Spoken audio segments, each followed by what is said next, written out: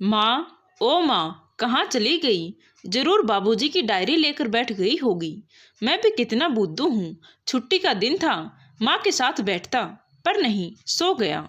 साल भर हो गया बाबूजी को गए हुए, और माँ न जाने कितनी बार पढ़ चुकी है उस डायरी को, फिर भी उसे सीने से लगाए रखती है, जैसे उसमें बाबूजी के होने का एहसास मिलता हो उन्हें। अरे माँ, आप बाहर से आ रही हैं, और ये क्या? आप तो ऊपर से नीचे तक पसीने में भीग गई हैं। इस चिलचिलाती लू वाली दोपहरी में बाहर निकलने की क्या जरूरत थी? आइए आप यहाँ बैठिए। रोहित अपनी माँ शालिनी जी से कहता है।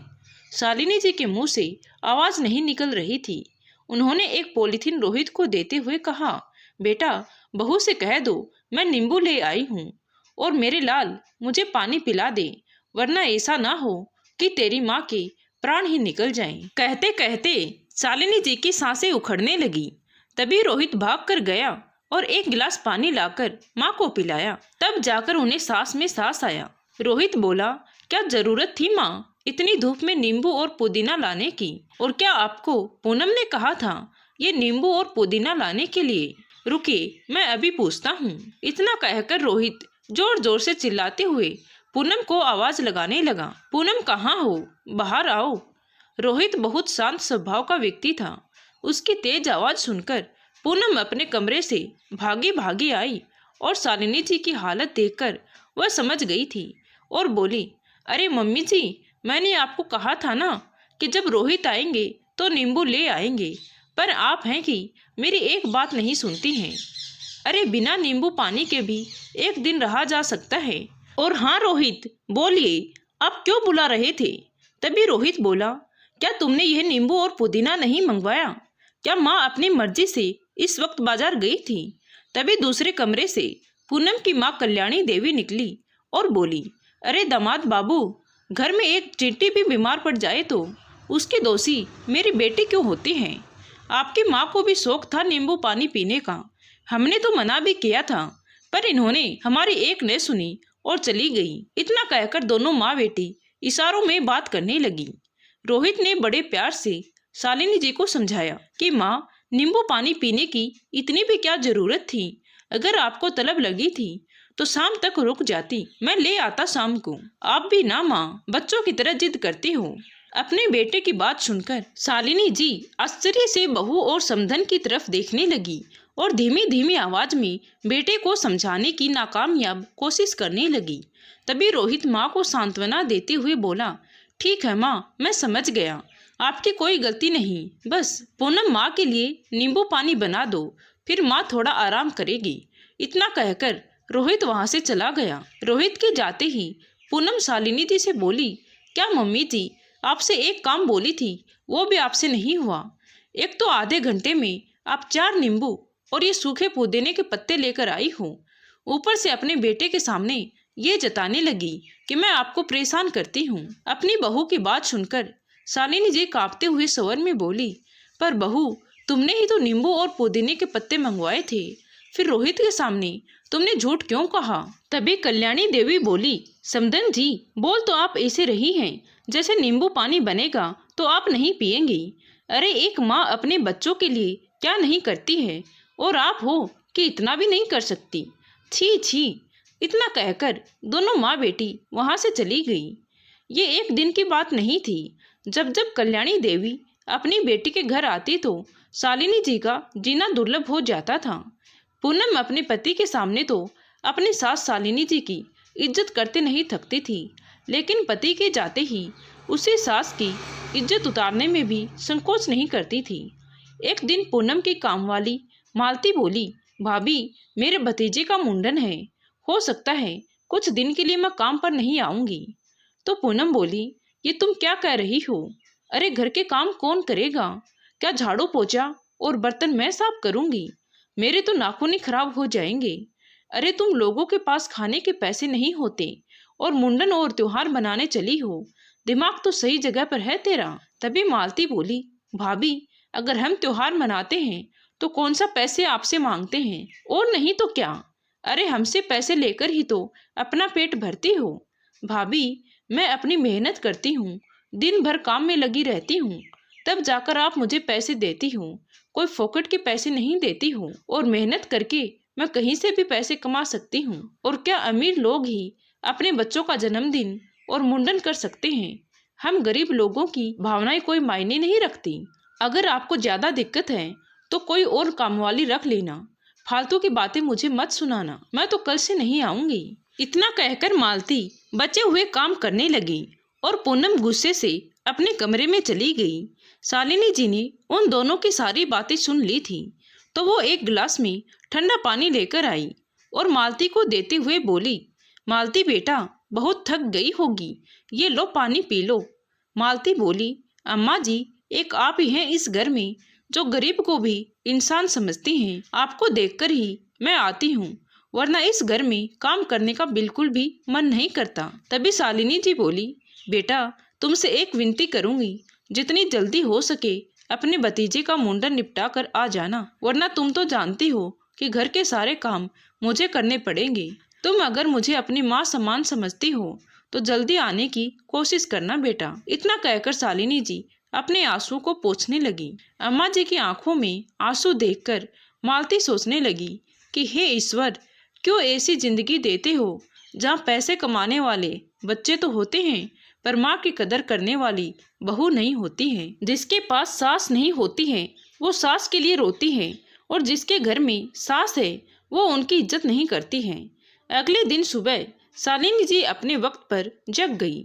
स्नान ध्यान करने के बाद भगवान को अगरबत्ती दिखाकर बाहर बरामदे में आकर बैठ गई। तभी पूनम आई और बोली, मम्मी जी, आप यहाँ बैठी हैं, आपको पता है ना आज मालती नहीं आएगी, फिर भी यहाँ बैठी हो। फटाफट इनके नाश्ते की तैयारी कीजिए, तब तक मैं गोलू को जगाती हूँ। याद रखिएगा 3-4 दिन थोड़ी मेहनत करनी पड़ेगी। वैसे भी बैठे बैठे खाकर आपके शरीर पर भी चर्बी चढ़ गई है, तो वो भी सही हो जाएगी। बेचारी शालिनी जी खाने की तैयारी करने लगी। थोड़ी देर बाद पूनम जल्दी जल्दी रसोई में आई और एकाएक बोली, मम्मी जी, बचा हुआ काम मैं कर लूंगी, जाइए आप थोड़ी देर पंखे में बैठिए। अपनी बहू की बात सुनकर शालिनी जी को आश्चर्य हुआ कि आखिर बहू उन्हें आराम करने को कैसे बोल रही है।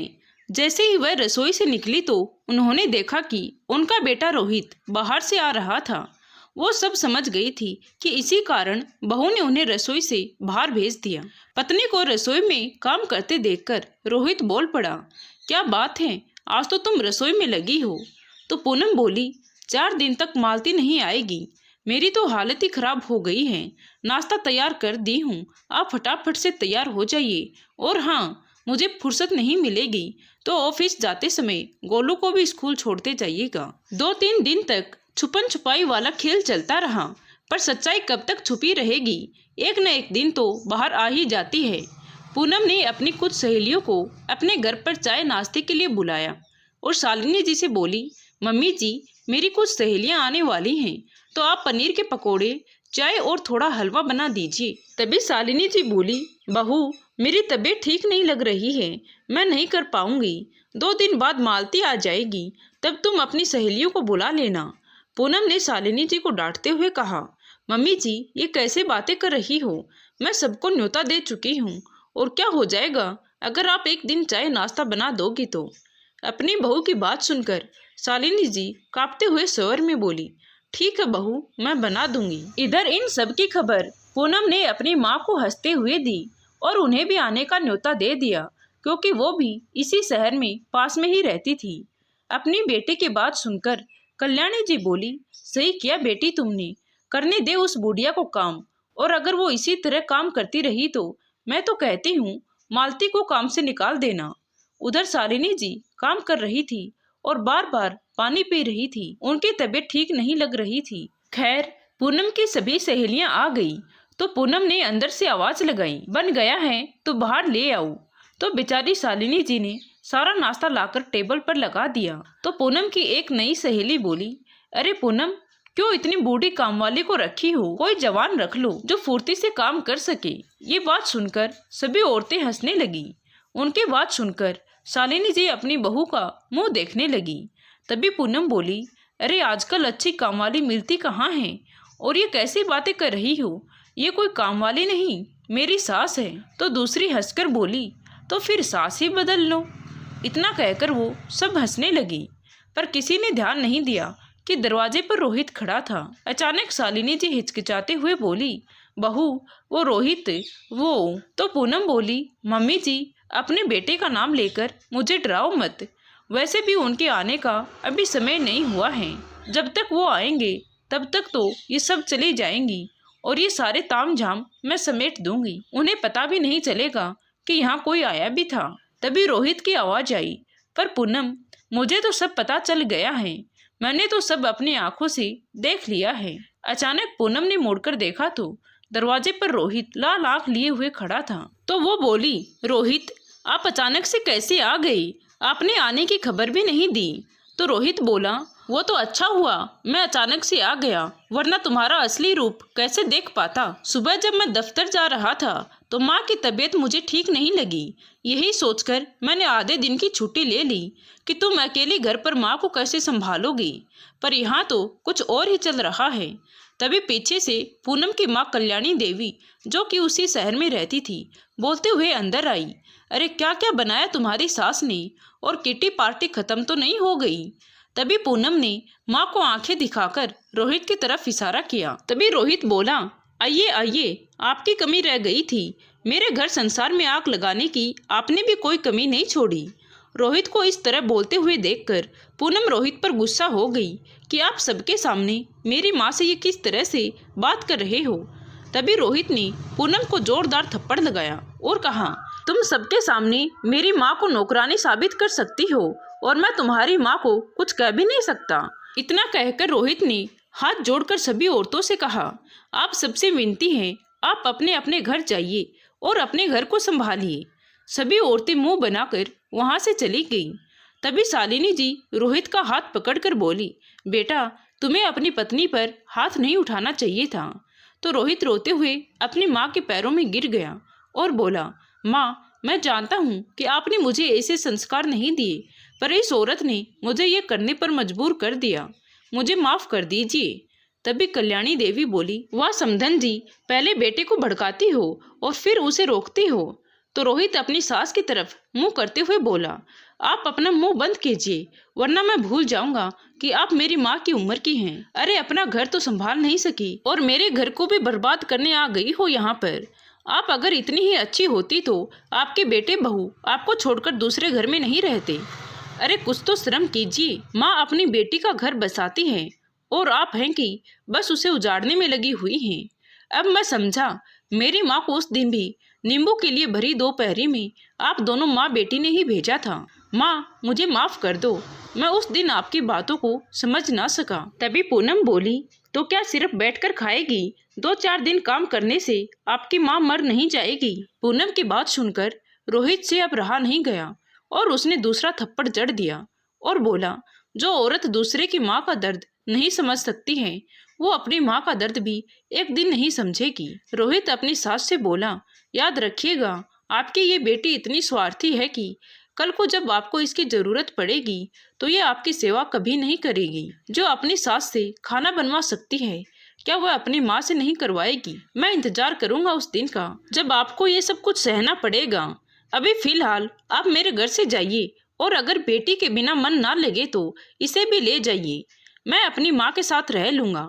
इतना कहकर रोहित अपनी माँ को लेकर कमरे में चला गया। कल्याणी देवी को ना चाहते हुए भी खाली हाथ वापस लौटना पड़ा। उसके जाते ही रोहित ने पूनम से कहा, जो हुआ सो हुआ, पर अब अगर तुमने मेरी माँ के साथ गलत व्यवहार किया तो मुझसे बुरा कोई नहीं होगा। और याद रखना, अब तो तुम्हारी माँ भी तुम्हें सहारा नहीं देगी। शांति से घर में जीना चाहती हो तो अपनी सास का सम्मान करो और अपने बेटे को अच्छे संस्कार दो, ताकि तुमने जो किया है वो सब आगे चलकर तुम्हारे साथ ना हो। वो दिन था और आज का दिन था। पूनम ने हिम्मत नहीं की कि शालिनी जी से ऊंची आवाज में बात कर सके। तो दोस्तों, आपको ये कहानी कैसी लगी कमेंट करके जरूर बताइए, और अच्छी लगी हो तो प्लीज वीडियो को लाइक, शेयर एंड सब्सक्राइब जरूर करें। Thank you.